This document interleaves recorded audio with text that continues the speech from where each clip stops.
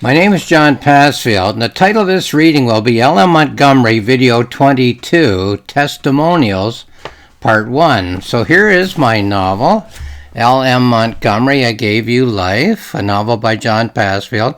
This is a photo of the historical L.M. Montgomery, the author of Anne of Green Gables, about the year, 1938.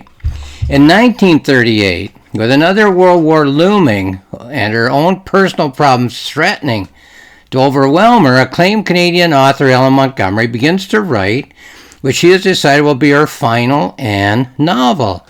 As she works on the new book, she recalls the days when Anne of Green Gables became a worldwide literary phenomenon and the dilemma that she faced at that time. The dilemma was whether to write a series of novels in which Anne would perpetually remain the child the world had come to know and love, or to allow Anne to grow to adulthood with all the agonizing torments of the one who had given her life, L.M. Montgomery. Now, in my novel, L.M. Montgomery is an author in 1938 writing her new novel. She's a character in my novel who is writing her novel.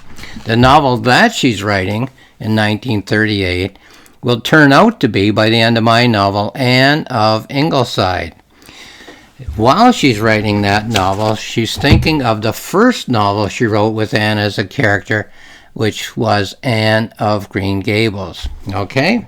Now, a reader of my notebooks and my journals might think that they've caught me in a contradiction. Often in my journals and notebooks, I say that every word of the text of a novel or novella of mine is an image in the mind of the main character. So the question might be asked, how then does the main character know what other people are saying about him or her? Especially when in some of the author's novels and novellas, the main character is spoken about as having died. Well, before I give you an explanation of what seems to be contradictory claims, I will read 4 of the 7 testimonials in the novel. I call them testimonials, which is a fancy word for one person speaking about another. In this novel, each of the minor characters is speaking about the main character, L.M. Montgomery. So let's go to Chapter 2, page 14 for the first one. This is a minor character speaking about L.M. Montgomery and what purports to be a novel with only the thoughts of L.M. Montgomery in it. Here it is. Mrs. Montgomery is a writer? Well, all I can tell you is that she always wrote in her bedroom. That was where she did all her living, all her writing and all her banking and everything else that was important, you see. The rest of the house was out there in the world. Occasionally the bedroom door would be open to get a cross breeze in the heat, and she'd be writing at her desk or sometimes pecking away at the typewriter keys. He'd be lying on the bed, a handkerchief around his head, still as death. And she would never make a sound, as if she was absorbed, don't you see, as writers do. But she was aware that I was there, dusting the fixtures in the hall, and she'd call me to the door and say, "Oh, don't forget to go buy ice cream for the cake," or some such thing. But no, she never shared her writing thoughts with me. So that's the first testimonial. Let's go to the second one that I'm going to read. Chapter 4, page 30. Thoughts of a minor character about the main character in a novel in which every thought is a thought in the mind of the main character. Here's another one. Her eldest son was a holy terror. Yes, Chester, the oldest son. She put up with a lot from him, if you ask me, more than a parent should, as if ignoring it would make it go away. Well, we all know what that becomes of a plan like that. He grew bolder as he got older. I overheard him challenge his dad. Where I come from, a boy would always fear the belt. Petty thievery, I would call it. Things would be missing from the house. No, I was never accused. No, never once. She knew. I knew she knew. Like that time that was intolerable. I had to protect my little girl. I told her I didn't trust her son to know how to behave. Well, she didn't want to believe, but it was all there on her face. She just couldn't say out loud that she agreed. Well, this was the one I couldn't live with. I had to protect my little girl. I'd always enjoyed working there. Mrs. Montgomery was good to me. I gave notice that I would leave. She said she was sorry to see me go, but her face was saying, what else am I going to do? Okay, and then there's a couple more. Let me turn a page here.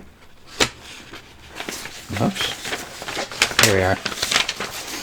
Page 46.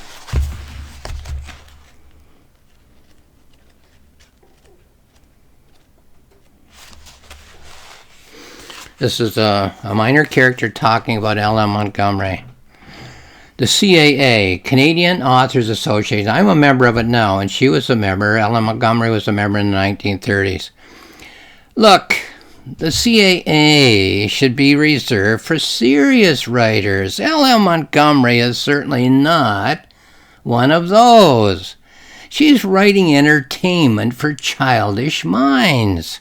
She writes about orphan girls who feel so alone till they get themselves adopted, and then all is sunny and fine. So she sells her stuff in the thousands to readers all over the world. Serious literature cannot be a concoction of sunshine and charm. Lighten up King Lear and see what you get.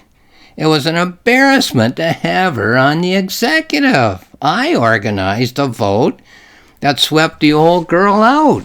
Okay, and then one more, page 62. Here it is.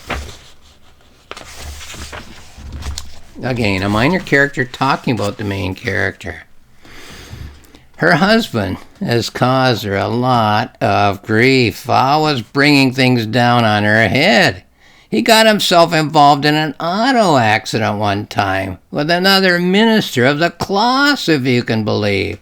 Two old duffers who didn't know where they were going, and they met right smack in the middle of the road. Well, they ended up suing each other, made all the papers for miles around, ended up splitting the whole community. Everybody chose a reverend and dug in their heels. The who was right and the who was wrong. Hated each other with Christian fervor. Methodist against Presbyterian, Presbyterian against Methodist, brother against brother, father against son. And some of the families have practically amounted to civil war. Went on for months and years, everybody crowding into the courthouse, taking a turn on the witness stand. Two old duffers who shouldn't have been let behind the wheel.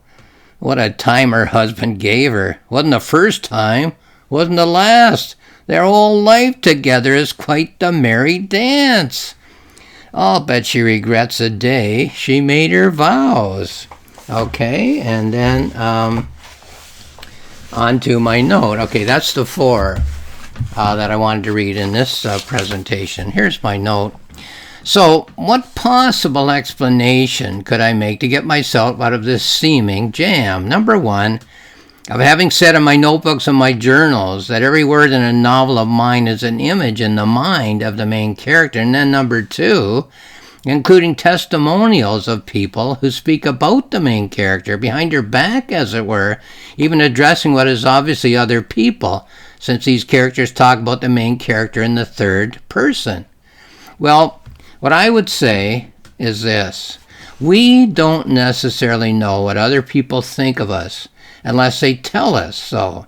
But I think it's a common human practice to not only wonder what other people think about us, but to imagine what they think about us, even to the point of making up imaginary dialogues or monologues in which we imitate these people's speech habits and mimic what we assume are the attitudes that these people have towards us, even using whatever information we assume these people would use as the proof that what they're saying is true. Now, whether we think these people are accurate or even fair is another matter. Here we have a number of people speaking about L.M. Montgomery in what in a realistic novel would actually be the words of these minor characters, but in this novel might or might not be an accurate approximation of their thoughts, their attitudes, the probable words of these characters in a single character novel, one in which every word of the novel is an image in the mind of the main character. Now, in this novel, the reader can wonder a number of things. Number one,